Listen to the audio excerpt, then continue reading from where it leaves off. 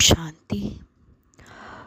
तो आज हम सुनेंगे 1969 के बाद बाबा ने वतन से जो हमें समय प्रति समय अलग अलग संदेश दिए हैं।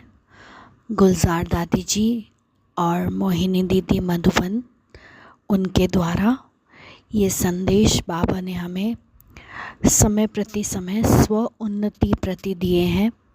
इन संदेशों में बाबा हमें कोई ना कोई शिक्षा अवश्य दे रहे हैं ताकि हम आगे कैसे चलें, उस हिसाब से हमें बाबा मार्गदर्शन और अपनी मार्ग प्रदर्शना दे रहे हैं।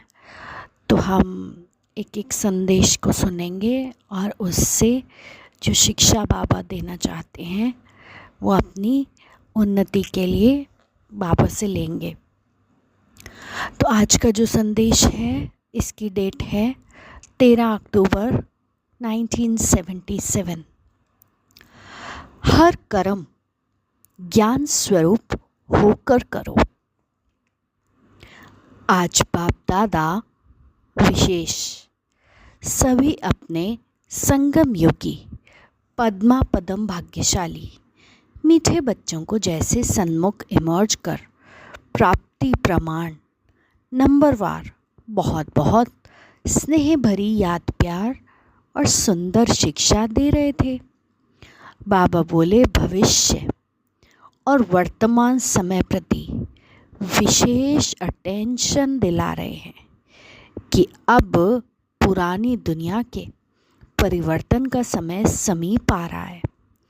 इसीलिए दिन प्रतिदिन सर्व पिछले और अब के हिसाब किताब चुकतू होने की मशीनरी अब तीव्र रूप में प्रैक्टिकल में दिखाई देगी, क्योंकि कर्मों का फल मिलने की सीज़न अब फुल फोर्स से चलती है।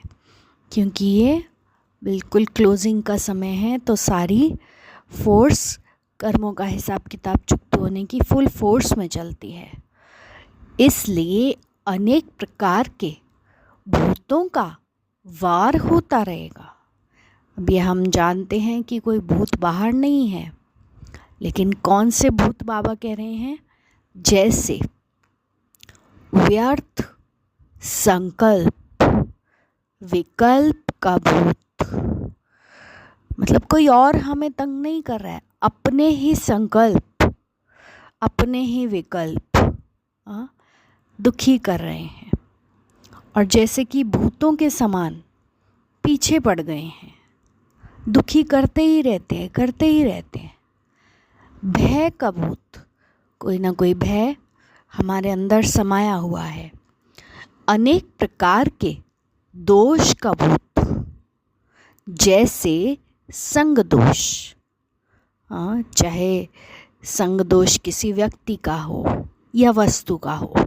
अब व्यक्ति का संग दोष कैसे होता है? हम उनकी कमी कमज़ोरियों को बहुत जल्दी अपने अंदर धारण करते हैं। वो तो योग करती नहीं, मैं क्यों करूं? वो तो इतना मुरली सुनती नहीं, मैं क्यों सुनूं? तो ऐसे तो अपने व दूसरों के संस्कारों के वातावरण के दोष का भूत, अशुद्ध आत्माओं की छाया का भूत, दिल शिकस्त होने का भूत, अपने प्रति ही ऐसे ऐसे संकल्प आएंगे, मुझे तो कुछ आता ही नहीं, पता नहीं मेरा क्या होगा, कैसे होगा, कुछ फ्यूचर तो होता नहीं है, दिखता नहीं है। बुद्धि से राइट रॉन्ग को न समझने के कारण, क्योंकि डिसीजन मेकिंग पावर बहुत लो हो जाती है, तो जीवन में खुशी संतुष्टता की प्राप्ति ना होने के कारण उदासी नीरसता, बोर हो जाते हैं, बहुत बोरियत महसूस हो रही है। योग करने में भी बोरियत महसूस हो रही है, गीत चलाओ, है ना। ऐसे अनेक प्रकार के नीरसता के भूत व स्वयं को असहारेपन व अकेला समझने का भूत। मुझे तो कोई मदद करता ही नहीं, मैं तो बिल्कुल अपने आप को, मैं तो बिल्कुल अकेला हूँ, क्या करूँ, आदि आदि सभी रूपों से अपने वश में लाने का प्रयत्न करेंगे।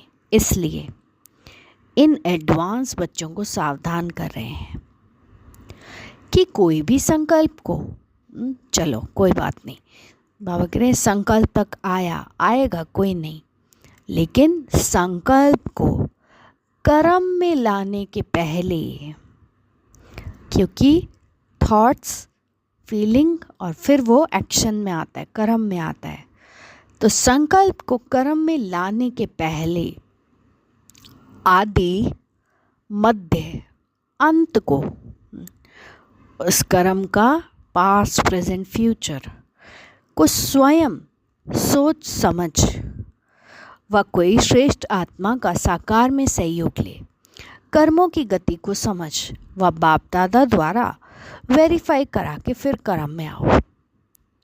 तो माया के वश हो उल्टे कर्म करने का अल्पकाल का जोश, ये बाबा हमें पहले से ही जैसे अटेंशन दिला रहे हैं कि ये होगा, अब आपको कैसे बचना है। रूहानी होश में बदल जाएगा। माया के वश हो, फौरन जोश में नहीं आना, रिएक्ट नहीं करना, रिस्पॉन्स करना है। और वो रिस्पॉन्स कैसे होगा? जब हम ज्ञान के आधार से अपनी जीवन को चलाएंगे, तो वह जोश रूहानी होश में बदल जाएगा। साथ साथ वर्तमान और भविष्य के कड़े दंड से बच जाएंगे। अगर संकल्प में आया और उसको कर्म में ला दिया, तो वर्तमान और भविष्य दोनों में कड़ा दंड मिलेगा। फिर बाद में पछतावा भी होगा, लेकिन उसमें कुछ कर नहीं पाएंगे। इसी को बाबा कहते हैं धर्मराज की सजाएं। ये कोई अंत में नहीं है, अभी अभी हमें मिल रही हैं, क्योंकि कई बच्चे त्रिकालदर्शी स्टेज पर, मतलब ज्ञान के आधार से तीनों काल मुझे पता है, उस हिसाब से त्रिकालदर्शी स्टेज पर स्थित न होने के कारण जिन साधनों द्वारा कर्मों से व जीवन से छूटना समझते हैं, वे छूटना नहीं है, लेकिन लाख गुना अनेक बार की जीवन बंद स्थिति। कभी कभी हम छूटने के लिए किसी व्यक्ति का सहारा लेते हैं, उस पर्टिकुलर व्यक्ति को खुश करने की कोशिश करते हैं कि हम इसको खुश करेंगे ना, इसको कुछ ना कुछ ला कर देंगे, तो ये हमें हमारे कोई ना कोई दुख को काटने में या अदरवाइज़ भी हमारी हेल्प हो जाएगी। तो ये हेल्प तो क्या, और ही आपका बंधन बन रहा है। तो इससे जीवन से छूटना समझते कि हम छूट जाएंगे, वे छूटना नहीं, लेकिन लाख गुना अनेक बार की जीवन बंद स्थिति व कर्म बंधन की फांसी पर लटकने का कर्म नहीं है, लेकिन कड़ा विकर्म है। ये समझ नहीं सकते हैं, तो बाबा पहले से ही हमें जैसे सचेत कर रहे हैं। इसलिए ज्ञान स्वरूप होकर हर कर्म करने से वर्तमान और भविष्य सरल और उज्जवल होगा। तो बाबा ने बहुत क्लियर हमें जैसे कि वार्निंग दी है कि आगे ये होगा, तो पहले से ही आप संभल जाओ। तो बाप दादा बार बार बच्चों को स्मृति स्वरूप, बच्चे स्मृति स्वरूप रहो, मेरी याद में रहो, समर्थी स्वरूप बना रहे हैं और फिर से याद दिला रहे हैं कि इस संगम के हर सेकंड और संकल्प की अनगिनत कमाई को अपने ऊंचे ब्राह्मण जीवन और ब्राह्मण कुल के महत्व को कभी भूलो मत।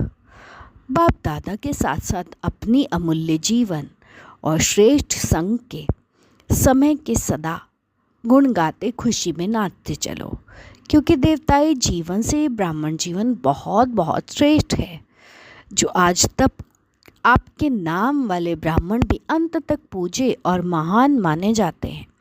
इसलिए अपने स्वमान को भूलो मत। ऐसे सदा हर्षित, सदा उमंग उत्साह में रहे।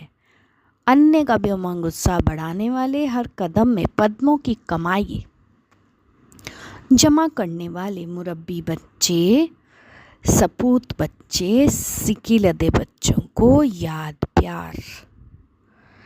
तो ये बाबा हमें बहुत अच्छे से बाबा ने हमें क्लियर किया कि कर्मों की गुह्य गति है, कर्मों की मशीनरी बहुत फास्ट रीति अब चलने वाली है, जिसमें कोई और हमें दुख नहीं दे रहा।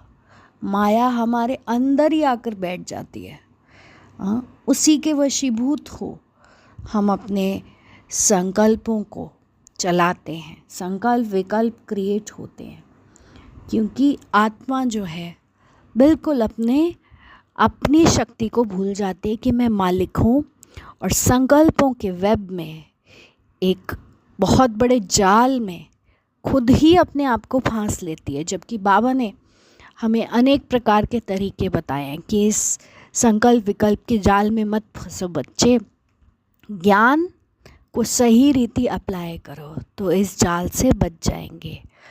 तो ये ऑटोमेटिक मशीनरी है जो हमें सजा देगी। तो इससे बचने के लिए बाबा में बार बार कह रहे हैं कि ज्ञान स्वरूप होकर कर्म करो, ज्ञान के आधार से अपनी जीवन चलाओ। अच्छा, ओम शांति।